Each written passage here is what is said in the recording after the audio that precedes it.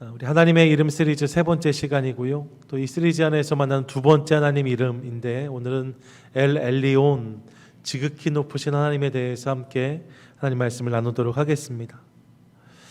전에 이동원 목사님의 책에서 읽었던 내용인데요. 여러분, 어떤 목사님이 어느 교회 방문하시게 되었는데 예정에 없던 설교를 갑자기 부탁받게 되셨다고 해요. 목사가 설교 자판기가 아니거든요. 그래서 준비하지 않으면 말씀 전하는 일이 그렇게 쉽고 만만한 일이 절대로 아니기 때문에 그분도 참 많이 당황을 하신 거지요. 갑자기 설교를 하라시니 어떤 말씀을 나눠야 되나 고민을 하는데 머릿속에, 마음속에 두 사람이 떠올랐다고 하더라고요. 한 사람이 니고데모였고 또 한 사람이 삭개오였습니다. 니고데모에 대한 본문과 삭개오에 대한 본문이 떠오른 거지요.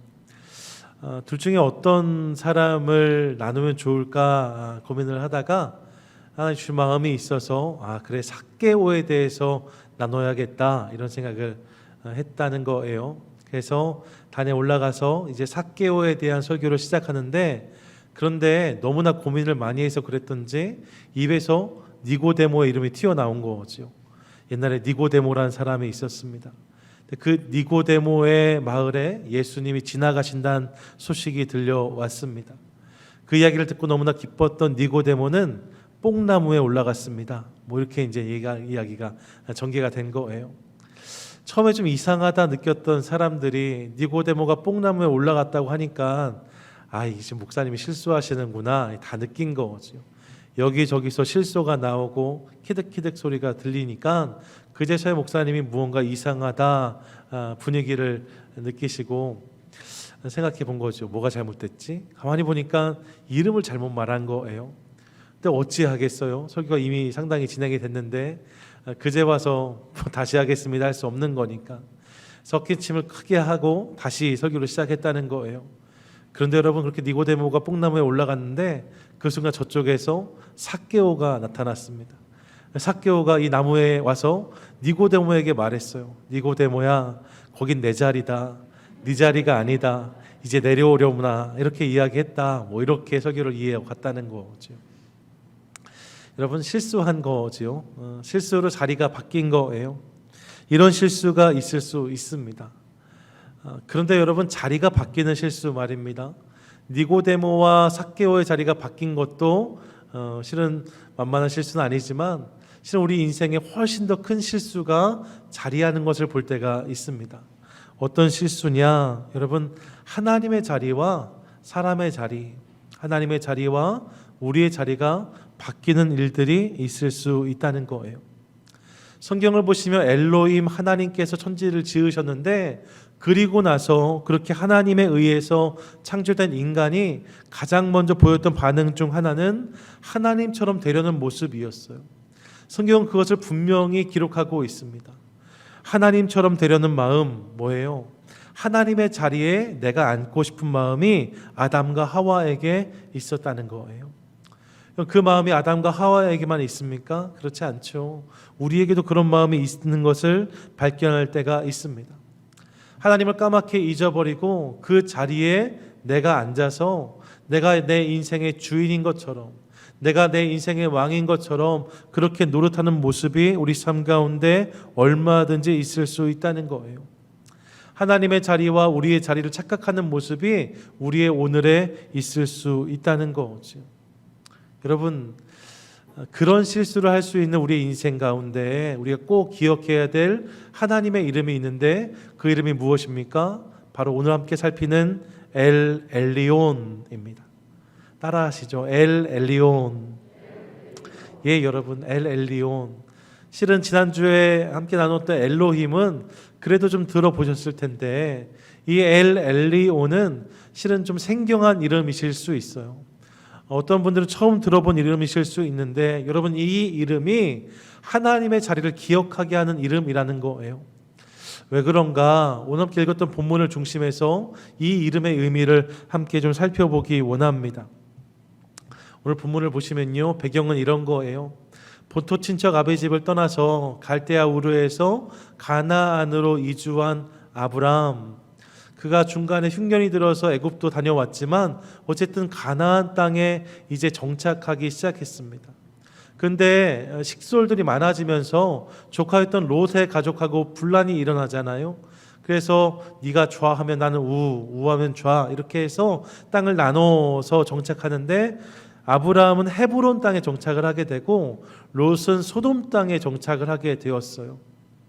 그런데 이미 그 땅엔 가나안 거민들이 있었습니다. 특별히 그 당시에는 거대한 나라의 모양이 아니라요, 도시국가의 형태로 나라들이 존재했는데 특별히 소돔 땅과 헤브론 근처에 사해가 있었고 이 사해 인근에 5개의 도시국가가 형성돼 있었다고 해요.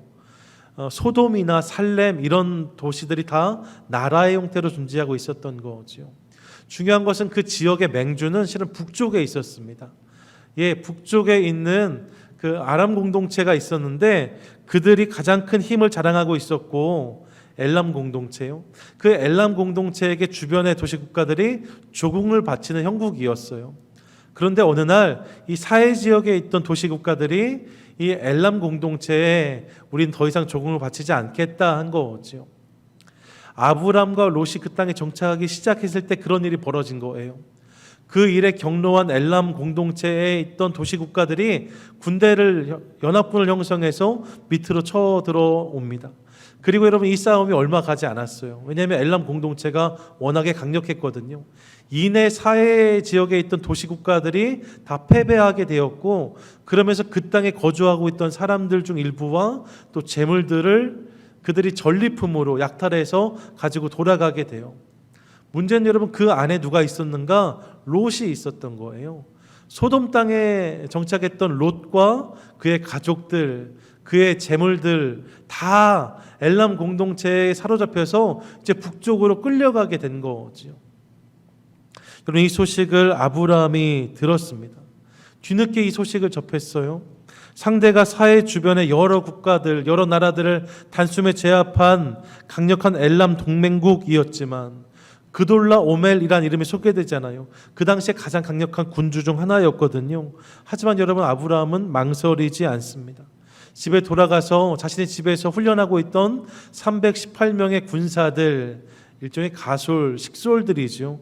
그들을 데리고 그 엘람 공동체의 뒤를 쫓기 시작해요. 여러분 3만 명의 병사가 아닙니다. 3천 명의 군사가 아닙니다.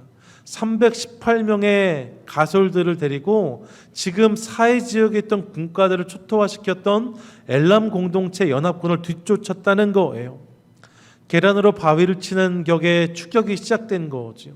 아브라함이 그렇게 출전했을 때에 아마 주변의 모든 사람이 다 아브라함을 비웃었을 거예요. 아브라함의 승리를 아무도 예상하지 못했을 것입니다. 하지만 여러분 아브라함은 그 318명의 병사들과 함께 순식간에 가나안 최북단 단까지 이 엘람 공동체를 쫓아 올라갑니다. 그리고 그들을 쫓아간 다음에 밤에 기습 공격을 통하여서 이들을 무찔렀고 그들에게 사로잡혔던 밑에 지역에 있던 사람들 또 재물들을 다시 확보해서 내려오게 돼요. 롯과 그의 친척들 뿐만 아니라 소돔 지역의 백성들까지 다 데리고 이제 아브라함이 내려오게 된 거죠. 여러분 있을 수 없는 승리, 불가능해 보였던 일을 아브라함이 이루고 내려오는 상황이에요. 이게 오늘 본문 앞의 상황이거든요. 그렇게 아브라함이 돌아오는데 오늘 본문을 보니까요, 그렇게 아브라함이 돌아올 때에 아브라함을 대하는 주변 나라들의 자세와 모습이 달라졌다는 것을 우리가 확인할 수 있습니다. 본문 17절 보니까 이렇게 말씀해요. 아브라함이 그돌라 오멜과 그와 함께한 왕들을 쳐부수고 돌아올 때에 소돔 왕이 사회의 골짜기 곧 왕의 골짜기로 나와 그를 용접하였고 라고 말씀하고 있습니다. 여러분 아브라함은 그냥 그 땅에 와서 막 정착을 시작한 사람이었거든요. 그 땅에서 거주하고 있던 왕의 입장에서 아브라함은 정말 하찮은 존재였을 수 있어요. 근데 그 아브라함이 이제 개선 장군이 돼서 돌아오니까 소돔의 왕이 나가서 이 아브라함을 직접 영접하였다는 거예요. 아브라함이 순식간에 그 지역의 영웅이 되었구나 우리가 알 수 있습니다. 모든 사람이 아브라함의 이름을 연호하면서 그를 환대했을 것입니다. 그가 전쟁에서 거둔 공로, 전공이라고 하지요. 여러분 그 전공을 찬양하면서 아마 아브라함과 그와 함께 했던 모든 사람들을 맞이하기 시작했을 거예요. 그 모습을 상상해 보시면서 우리 아브라함의 마음속에 잠깐 들어가 보도록 하겠습니다. 여러분, 그때 아브라함의 마음이 어땠을까요? 아브라함의 마음은 무엇으로 지금 채워지고 있을까요? 제가 생각할 때 아브라함의 마음은요, 나라는 하나의 단어로 채워지고 있지 않을까 생각해 봅니다. 내가 싸운 싸움, 내가 거둔 승리, 내가 되찾아온 재물과 가족들, 여러분 이것들을 생각하면서 이것들로 인하여 자기가 한껏 높아지고 있는 상황들 속에서 아브라함의 머릿속은 점점 나로 채워지고 있었을 거라는 거예요. 당연한 것 아니겠습니까? 이방인으로 그 땅에 들어갔는데 이제 그 땅에 주목을 받는 영웅이 되었어요. 그리고 그날 아브라함에게 있어서 자리가 바뀔 뻔했다는 거예요. 하나님의 자리, 그 자리에 근접하고 있는 아브라함의 모습을 보는 거지요. 그런데 바로 그때 그 당시에 살렘 왕이었던, 동시에 하나님의 거룩한 제사장이었던 멜기세덱이 등장합니다. 여러분, 이 멜기세덱은요, 뒤에 가면 히브리서에서 또 나오는데 아주 신비로운 인물이거든요. 근데 이 인물은 오늘 포인트는 아니고요. 그 멜기세덱이 등장해서 본문 19절을 보면 아브라함에게 이렇게 선포해요. 19절 함께 읽겠습니다. 시작. 그가 아브라함에게 축복하여 이르되 천지의 주제이시오 지극히 높으신 하나님이요 아브라함에게 복을 주옵소서. 아멘. 뭐라고 말합니까? 천지의 주제이시요 지극히 높으신 하나님이라고 선포하고 있습니다. 멜기세덱이 그런 하나님을 불렀다는 거예요. 여러분, 이때 이 천지의 주제 지극히 높으신 하나님, 이 부분이 히브리어 성경을 보면 엘 엘리온입니다. 예, 여러분, 오늘 우리가 함께 살피려고 하는 그 엘 엘리온, 그 이름이 성경에 처음 등장하는 부분이 바로 이곳이라는 거예요. 창세기 14장인 거지요. 엘 엘리온의 의미가 뭐냐? 앞에 엘은 하나님이란 뜻입니다. 뒤에 엘리온은 가장 높은, the highest라는 의미를 가지고 있어요. 다시 말하면 가장 높은 곳에 계신 하나님, 가장 높은 곳에 계셔서 만물을 통치하시고 만물을 주관하시는 하나님, 그분이 엘 엘리온인데 멜기세덱이 오늘 이 자리에서 바로 그 하나님을 선포했다는 것입니다. 그러면서 20절에 보면 이 멜기세덱이 이렇게 선포를 이어갑니다. 너희 대적을 내 손에 붙이신 지극히 높으신 하나님을 찬송할지로다 라고 외치고 있어요. 여러분, 무엇입니까? 여러분, 지금 이 장면에서 사실 주인공은 아브라함인 것처럼 보였어요. 아브라함이 승리를 거두고 돌아오면서 많은 사람의 이목이 아브라함에게 집중되어 있는 상황이었습니다. 그런데 멜기세덱이 지극히 높으신 하나님을 선포한 다음에 뭐라고 말하고 있는가? 너희의 대적을 내 손에 붙이신 지극히 높으신 하나님을 찬양하라고 말하고 있습니다. 뭐예요? 아브라함이 지금 거둔 승리가 아브라함의 것이 아니라는 거예요. 누구의 것입니까? 하나님의 것이라는 거죠. 하나님이 섭리하시고 하나님이 간섭하셔서 너로 하여금 승리케 하신 하나님, 엘 엘로힘, 그분을 찬양하라라고 선포하고 있는 거예요. 예, 여러분, 아브라함에게 있어서 자리가 바뀔 수 있는 위기의 상황이었는데 바로 그 순간 멜기세덱을 통하여서 엘 엘로힘의 하나님이 선포되었고, 그 하나님을 통하여서 지금 아브라함이 경험하고 있는 승리가 하나님의 것이다라고 분명히 그에게 이 말씀을 선포했다는 거죠. 그리고 이렇게 하나님의 제사장 멜기세덱이 엘 엘리온이라는 하나님의 이름을 선포함으로 아브라함은 다시 한번 자신의 삶이 하나님의 주권 아래에 있음을 깨닫게 됩니다. 온통 나로만 채워졌던 마음이 멈추고 하나님을 기억하게 됐다는 거예요. 지금 나에게 주어진 승리, 내가 누리는 영광, 나에게 찾아온 기쁨, 이 모든 것이 다 하나님께로부터 온 것이구나, 이것을 깨닫게 되었다는 거지요. 그래서 22절에 보시면 이제 아브라함이 이렇게 고백합니다. 뭐라 고백해요? 천지의 주제이시오 지극히 높으신 하나님 여호와께 라고 고백하고 있어요. 예, 여러분, 지금 아브라함이 부르는 이름도 동일한 엘 엘리온이었다는 거죠. 지금 아브라함이 바로 그 하나님을 고백하고 있어요. 엘 엘리온, 지극히 높으신 만물의 통치자, 그 하나님이 나의 하나님이십니다. 고백하고 있다는 것입니다. 한번 따라 하시죠. 엘 엘리온, 지극히 높으신 하나님. 예, 여러분, 자신이 하나님의 자리에 서는 실수를 범할 수도 있었던 순간 하나님은 멜기세덱을 통하여서 당신의 거룩한 이름 엘 엘리온을 드러내 주셨고, 이 이름을 회복시키심으로 하나님의 주권과 통치를 인정하게끔 하셨다는 거예요. 바라기는 그날 아브라함이 고백했던 엘 엘리온의 하나님이 오늘 우리 삶 가운데도 나의 하나님으로 선포되고 고백될 수 있기를 간절히 소망합니다. 예, 지극히 높으신 하나님, 지극히 높은 곳에 계셔서 만물을 통치하시고 주관하시는 하나님, 그 하나님이 나의 하나님, 우리의 하나님이라는 것이지요. 여러분, 이 엘 엘리온의 하나님을 고백할 때에 우리의 삶에 어떤 변화가 일어나는가 본문을 보십시오. 가장 먼저 이 엘 엘리온의 하나님을 기억하면 겸손이 찾아온다라고 성경은 말씀하고 있습니다. 어떻게 된다고요? 겸손해질 수 있다고요. 지난 일들에 대해서 겸손히 반응할 수 있게 된다는 것입니다. 앞서 말씀드렸지만 여러분, 그날 승리는 자칫 아브라함을 교만하게 할 수 있었어요. 물론 여러분, 아브라함은 의심할 여지 없이 믿음의 사람입니다. 믿음으로 이 땅에 왔고 믿음으로 이 땅에 정착을 시작했습니다. 이것은 분명해요. 하지만 여러분, 본문 14장을 보세요. 14장을 가만히 보시면 오늘 이 멜기세덱이 엘 엘리온, 지극히 높으신 하나님을 선포하기 전까지 아브라함은 하나님을 부르지 않습니다.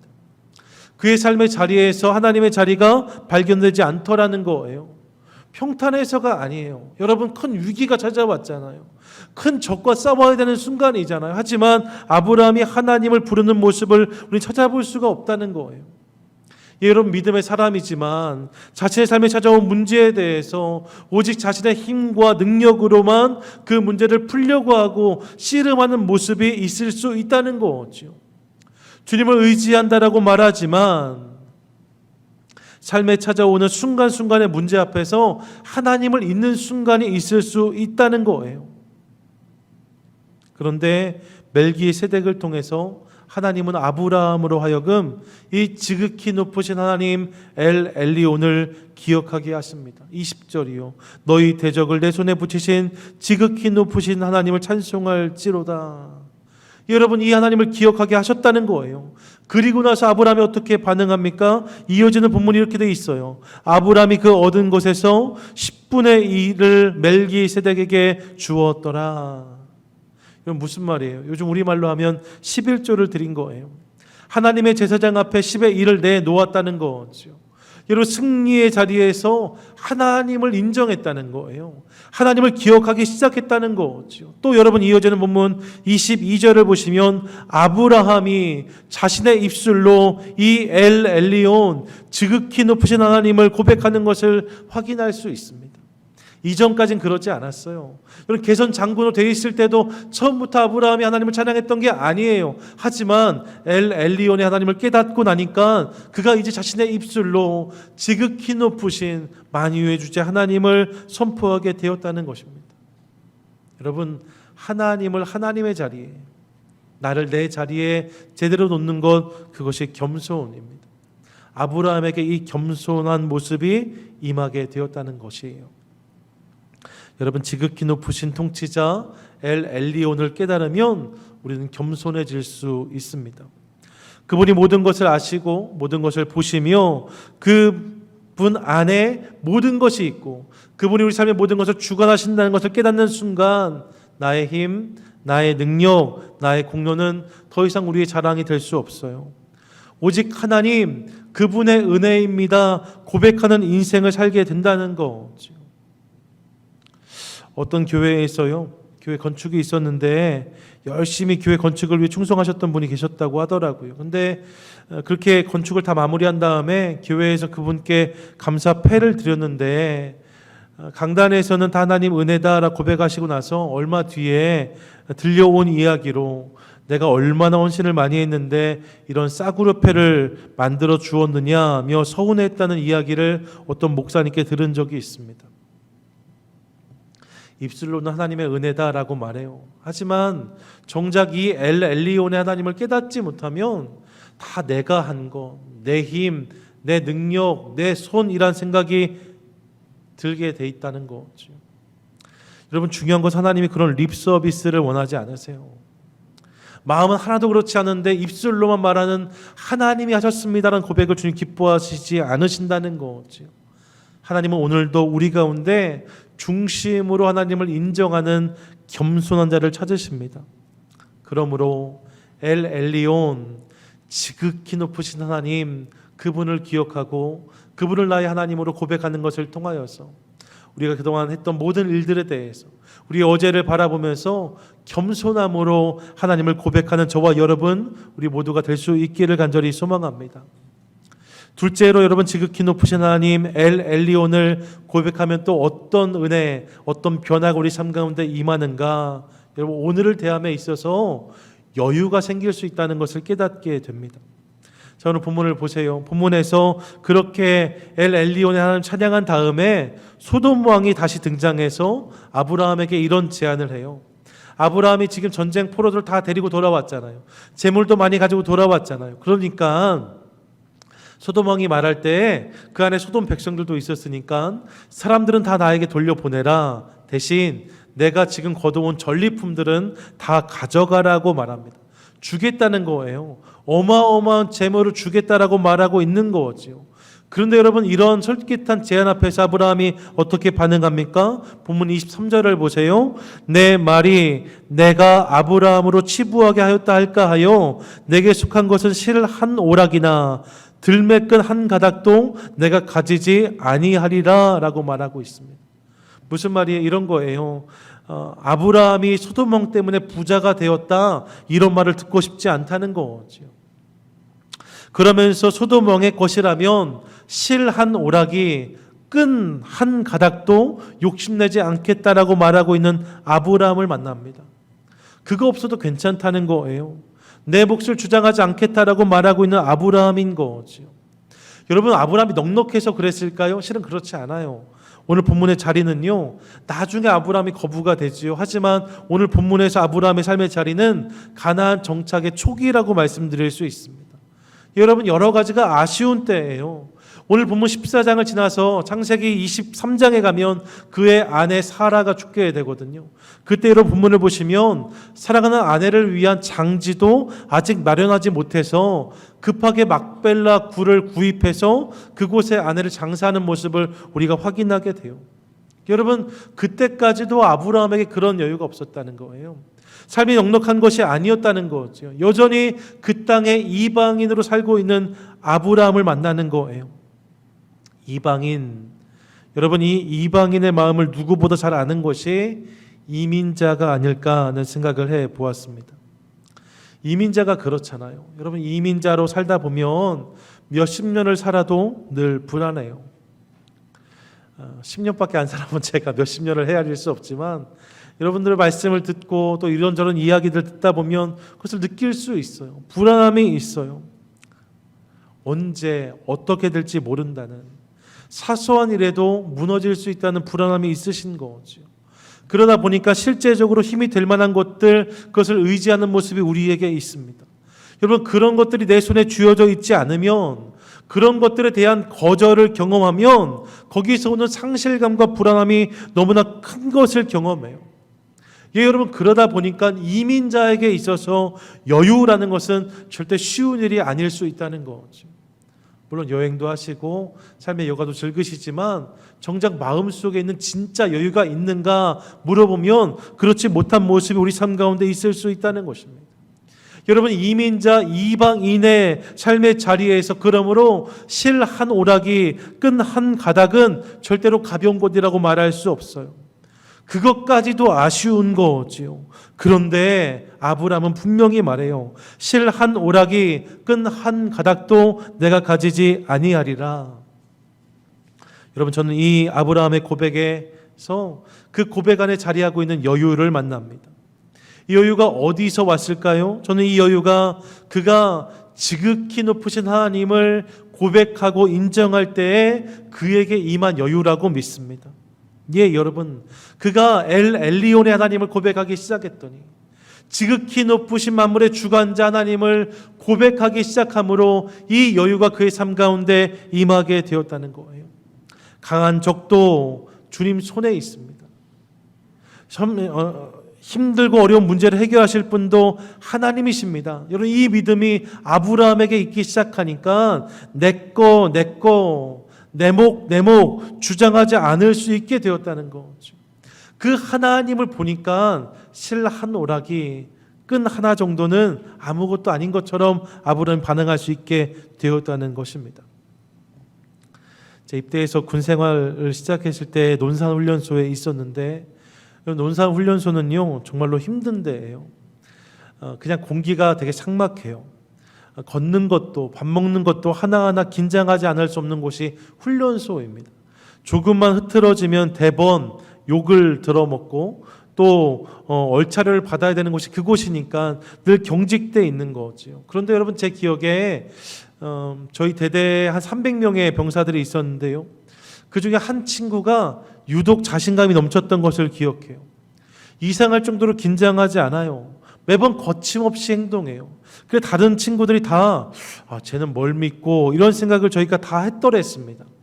근데 여러분, 하루는 그 친구하고 제가 밤에 불침번을 썼거든요. 근데 그때 그 친구가 저에게 그 비밀을 이야기해 줬어요. 그 비밀이 무엇이었냐? 저한테 와서 너만 알고 있어 라고 하면서 귀에다 대고 이렇게 말했어요. 우리 대대장이랑 우리 아버지가 친구야. 이렇게 이야기하더라고요. 여러분, 대대장이요, 대자 들어가니까 커 보이지만 실은 그렇게 큰 자리 아닙니다. 군대에서 소령, 중령 정도면 대대장인데요, 그 위에 연대장이 있고요, 그 위에 사단장이 있습니다. 대대장 정도는 그냥 이게 대할 수 있는 자리가 대대장이에요. 그런데 여러분, 그 대대장을 내가 개인적으로 안다는 것만으로도 그 친구의 표정이 다르더라고요. 그 표정의 태도가 다르더라고요. 예, 그 친구의 자세가 다르더라고요. 여유가 만만하더라고요. 훈련소에서 말입니다. 말씀을 준비하다가 그 친구 생각이 났어요. 민병삼이라는 친구였어요. 여러분, 일개 대대장 한 명을 알아도 삶 가운데 그런 여유가 넘쳐나는데, 우리는 온 세상의 주인이시고 만물을 주관하시는 하나님, 그분을 아는 자들이잖아요. 알 뿐만 아니라 그 하나님을 여러분 우리의 아버지로 부르고 계시지 않습니까? 그러면 우리 삶 가운데 이 여유가 있어야 된다는 거예요. 문제는 뭐냐? 정작 우리는 그 하나님을 나의 아버지로 부르고 있음에도 불구하고 우리 삶 가운데 그런 여유를 찾아보지 못할 때가 있다는 거죠. 온 세상을 주관하시는 하나님을 나의 아버지로 고백하면서도 여러분, 작은 일을 용납하지 못해요. 작은 부분도 용서하지 못해요. 작은 것을 양보하지 못해요. 품어주지 못해요. 작은 손해도 견디지 못하는 모습이 우리 가운데 있는 것을 볼 때가 있습니다. 여유라고는 찾아볼 수 없는 모습이 우리 삶 가운데 있을 수 있다고요. 사랑하는 여러분, 혹시 이 아침 그런 조급함, 그런 빡빡함, 그런 각박함이 혹시 우리 안에 있지 않습니까?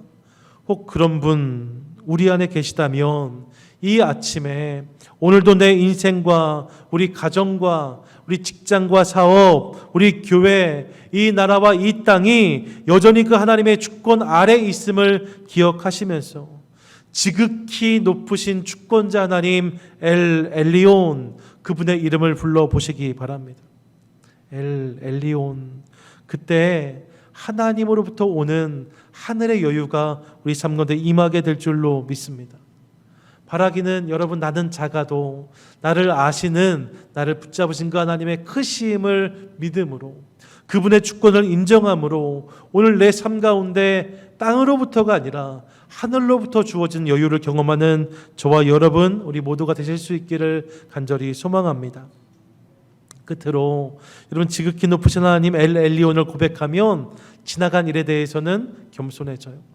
오늘에 대해서는 여유로 반응할 수 있어요. 그리고 내일에 대해서는 꿈꾸는 인생이 될 수 있다라고 성경은 말씀하고 있습니다. 자, 여러분 오늘 본문이 끝나고 나면 14장이 끝났으니까 이제 어디가 이어져요? 15장이 이어져요. 근데 여러분 성경 15장을 보시면 15장에서는 아브라함에게 하나님의 약속이 주어지는 것을 확인하게 됩니다. 크게 두 가지 약속이에요. 너에게 자녀를 주겠다. 큰 자손을 주겠다. 또 한 가지는 너에게 넓은 땅을 주겠다는 약속입니다. 그 지경이 헤아릴 수 없을 만큼 큰 땅을 주시겠다라고 약속하고 계세요. 여러분 사실 이 말씀을 들을 때 아브라함이 피식했을 수 있어요. 왜요? 이 약속을 이미 이전에 주셨지만 아직 자신에겐 자녀가 없거든요. 하나님께서 이 약속을 처음 말씀하실 때 아브라함이 그래서 나에게 있는 종 아말렉 사람에게 내 것을 다 상속해야 되지 않겠습니까? 라고 말하는 모습을 확인하게 돼요. 그만큼 아브라함의 상황이 좋지 않았어요. 여전히 그는 그 땅에서 이방인이었어요. 하지만 여러분 그럼에도 불구하고 하나님께 다시 이 약속을 주실 때에 아브라함은 그 약속을 믿음으로 붙드는 것을 확인하게 됩니다. 하나님이 내가 너로 하여금 큰 민족이 되게 하겠다. 커다란 땅을 주겠다 말씀하실 때 그 말씀을 믿음으로 그가 받았다는 거예요. 이 15장의 내용을 보면서 여러분 이 15장이 아브라함이 지극히 높으신 온 세상 주관자 하나님 엘 엘리온을 고백한 뒤, 즉 14장에 이어진 자리에 있다는 것이 결코 우연이 아니란 사실을 깨달았습니다. 지금 아브라함의 모습은 어때요? 너무 미미해요. 변변치 못해요. 연약해요. 가진 게 없어요. 자녀도 없어요. 내 땅도 정확히 주어지지 않은 것 같아요. 여러분 얼마든지 그것만 생각했다면 그는 이런 하나님의 엄청난 약속 앞에서 주님 정말로 그거 주시긴 주시는 겁니까? 정말입니까? 라고 말할 수 있었을지 모르겠습니다. 하지만 14장에서 아브라함은 분명히 깨달았어요. 무엇을요? 엘 엘리온의 하나님이요. 나는 부족하지만 나를 붙잡으신 그 하나님이 세상 만물의 주관자라는 사실을, 지금도 그 하나님을 통치하신다는 사실을 그가 깨닫게 되었다는 거죠. 그 하나님을 고백할 수 있게 되었어요. 그랬더니 15장에서 주어진 말씀, 약속들이 그에게 허황된 것으로 와닿지 않았다는 거예요. 하나님이 주신다면 그 약속이 나에게 이루어질 것이라는 믿음이 그에게 생기게 되었다는 거죠. 그래서 순종과 믿음으로 그 약속을 붙잡는 아브라함의 모습을 15장에서 만납니다. 예, 여러분 엘 엘리온의 하나님을 깨달으면 꿈꾸는 인생이 될 수 있다는 거예요. 우리 주변에서도 이런 분들 만날 때가 있습니다. 현실의 상황이 어려움에도 불구하고 하나님의 꿈을 포기하지 않고 붙들고 계신 분들을 만날 때가 있어요. 형편이 참 어려움에도 불구하고 하나님의 꿈을 위해서 부단히 노력하는 이들을 만날 때가 있습니다. 여러분 어떻게 그럴 수 있을까요? 그들이 대담해서 그렇습니까? 그들이 용감해서 그렇습니까?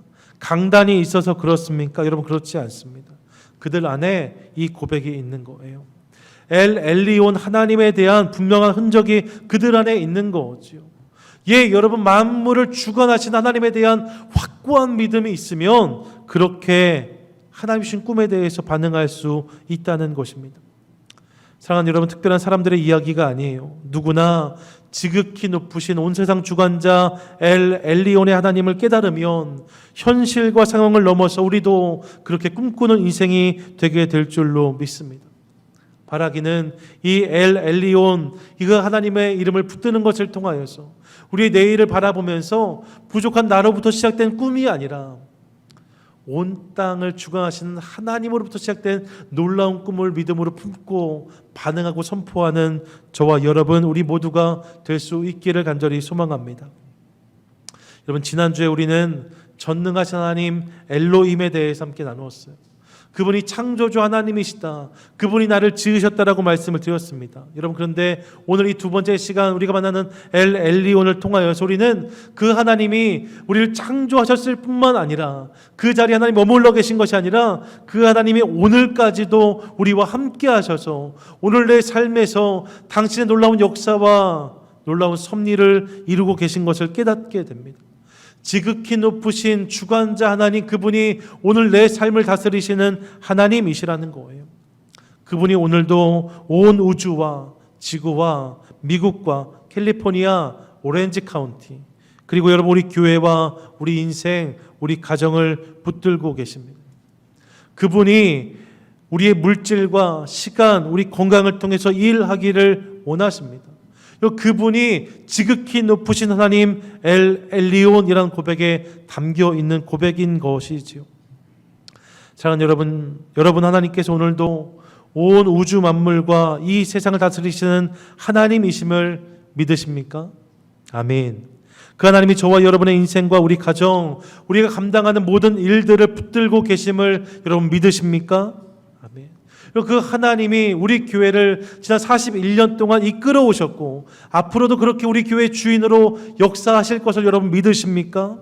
아멘. 그 하나님이 이 모든 것의 주권자이시기 때문에 그분이 허락하지 아니하시면 어떤 일도 일어나지 않고 그분의 뜻이라면 모든 것이 열악한 상황 속에서도 그 뜻이 이루어진다는 사실을 여러분 믿으십니까? 아멘.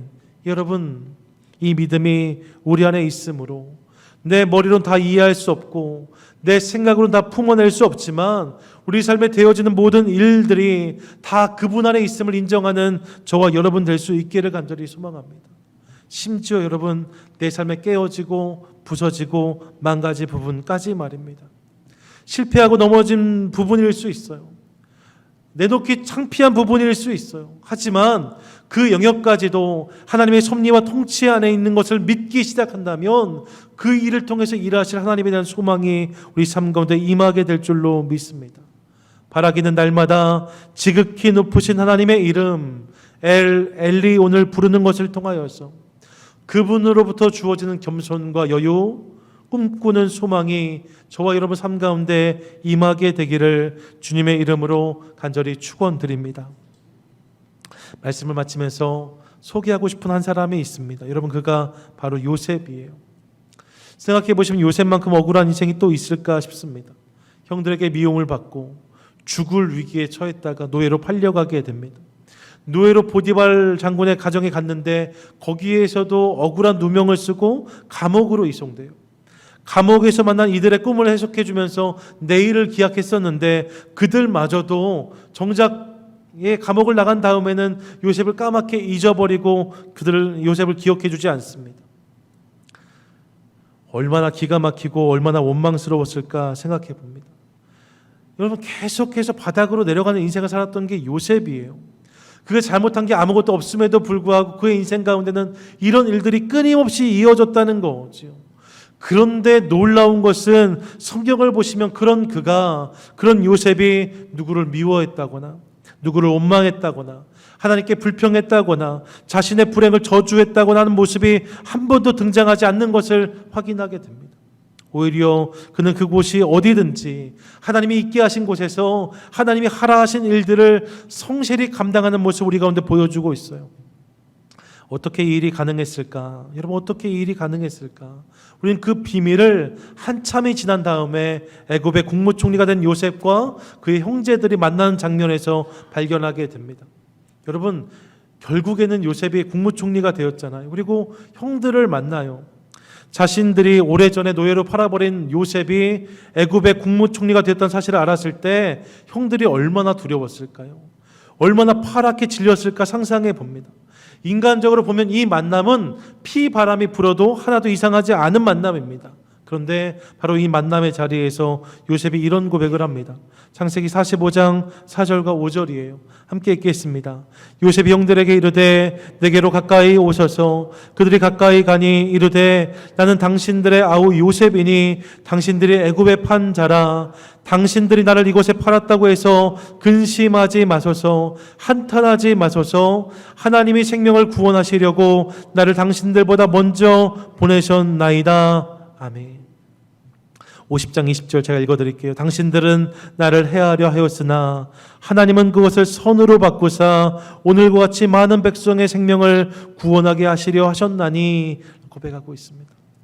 여러분 만약에 요셉이요 자신의 인생에 벌어진 모든 일들의 그 일들의 주어를 형들로 삼았다면, 형들이 나에게 이렇게 해서, 형들이 나를 팔아넘겨서, 형들이 나를 죽이려 하려 해서 이렇게 형들로 자신의 인생의 주어를 삼았다면 요셉은 절대로 그들을 용서할 수 없었을 거예요. 그의 삶의 여유는 절대로 경험할 수 없었을 것입니다. 하지만 요셉은요 자신의 인생에 벌어진 일들이 물론 형들이 한 일처럼 보일 수 있었어요. 하지만 자신 인생의 주어를 하나님 삼습니다.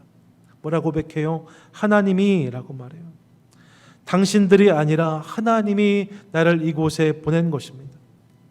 하나님이 악을 선으로 바꾸사라고 말하고 있어요. 예, 여러분, 내 생각에 다 이해되지 않는 일들이 내 인생 가운데 펼쳐졌지만 하나님이라는 그 주어를 그가 놓치지 않고 달려왔다는 거예요.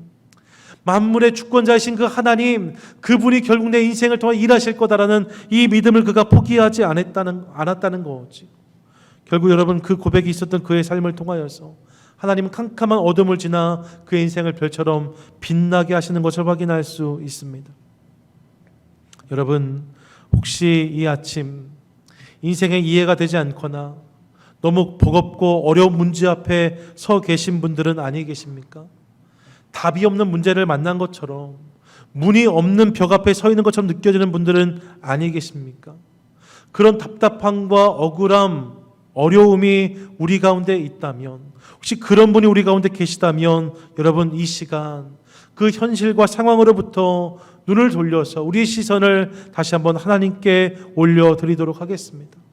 엘 엘리온, 지극히 높으신 주권자 하나님, 오늘도 만물을 다스리신 하나님, 그분을 향해서 우리의 시선을 옮기도록 하겠습니다. 그 이름을 향해 달려가고 그 이름을 부르고 그 이름을 붙잡도록 하겠습니다. 그때 그 엘 엘리온의 하나님으로 우리 삶이 해석되기 시작할 때 여러분, 어제까지 경험할 수 없었던 놀라운 은혜와 회복이 우리 삶 가운데 담기게 될 줄로 믿습니다. 바라기는 오늘도 우리 모든 것을 주관하시는 그 하나님을 기억함으로 엘 엘리온의 하나님, 그분을 나의 하나님으로 부르고 붙잡고 경험하는 은혜가 저와 여러분 우리 모두의 삶 가운데 있게 되기를 주님의 이름으로 간절히 축원드립니다. 아멘.